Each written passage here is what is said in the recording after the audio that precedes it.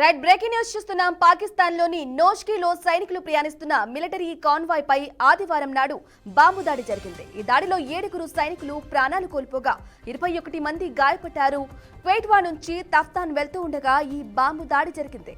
ఈ దాడికి తామే బాధ్యులమని బలోచ్ లిబరేషన్ ఆర్మీ BLA ప్రకటించింది. 90 మంది సైనికులను చంపినట్లుగా ఓ ప్రకటన విడుదల చేసింది.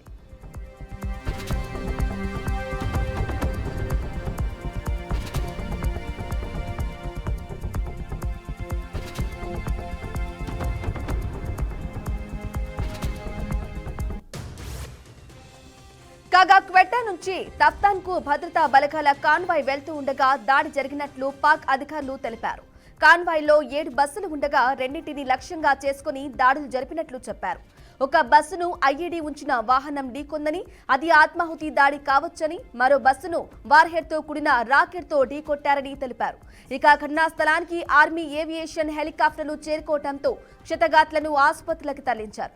440 మంది ప్రయాణికులతో వెళ్తున్న రైలును BLA ఉగ్రవాదులు హైజాక్ చేసిన కొద్ది రోజుల్లోనే మరోసారి BLA ఉగ్ర పంచా విసరడం సంచలనమైంది. ఇక దాడిలో 90 మంది సైనికులు హతమైనట్లు BLA ప్రకటించింది. మరిన్ని వివరాలు తర్వాత వెల్లడిస్తామని తెలిపింది.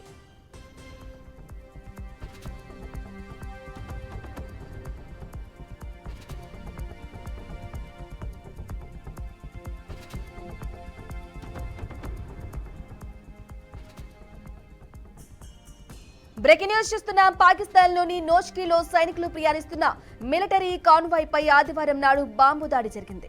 ఈ దాడిలో 7 సైనికులు ప్రాణాలు కోల్పోగా 21 మంది గాయపడ్డారు. క్వెట్టా నుంచి తఫ్తాన్ వెళ్తూ ఉండగా ఈ బాంబు దాడి జరిగింది. ఈ దాడికి తామే బాధ్యులమని బలోచ్ లిబరేషన్ ఆర్మీ ప్రకటించింది. 90 మంది సైనికులను చంపినట్లు ఒక ప్రకటన విడుదల చేసింది. కాగా క్వెట్టా నుంచి తఫ్తాన్ కు భద్రతా బలగాల కాన్వాయ్ వెళ్తూ ఉండగా దాడి జరిగినట్లు పాక్ అధికారులు తెలిపారు. కాన్వాయ్ లో 7 బస్సులు ఉండగా రెండింటిని లక్ష్యంగా చేసుకుని దాడులు జరిపినట్లుగా చెప్పారు. ఒక బస్సును IED ఉంచిన వాహనం ఢీకొందని, అది ఆత్మాహుతి దాడి కావచ్చని, మరో బస్సును వార్హెడ్ తో కూడిన రాకెట్ తో ఢీకొట్టారని తెలిపారు. ఇక ఘటనా స్థలానికి ఆర్మీ ఏవియేషన్ హెలికాప్టర్లు చేరుకోవడంతో క్షతగాత్లను ఆసుపత్రికి తరలించారు.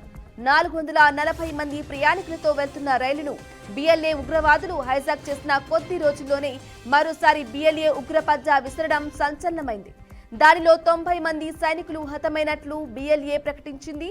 ఇక మరిన్ని వివరాలు తరువాత వెల్లడిస్తామని తెలిపింది.